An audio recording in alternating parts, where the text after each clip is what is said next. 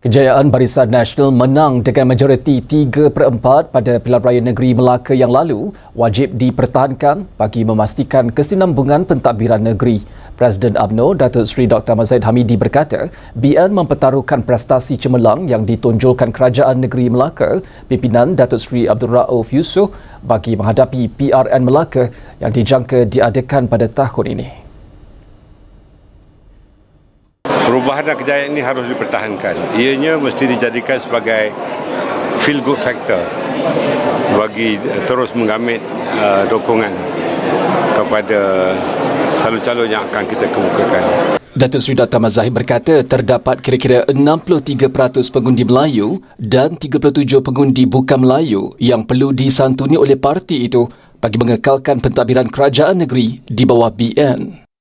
Penyantunan ini wajib dilakukan bagi menyelaraskan prestasi yang telah diperlihatkan oleh kerajaan negeri, dan kita mesti memperlihatkan prestasi dari segi parti politik untuk menggamit dukungan daripada pengundi-pengundi dari pelbagai kaum di negeri Melaka. Datuk Seri Dr. Ahmad Zahid ditemui pemberita selepas merasmikan Majlis Perasmian Serentak Persidangan Cawangan-Cawangan UMNO seluruh negeri Melaka 2026.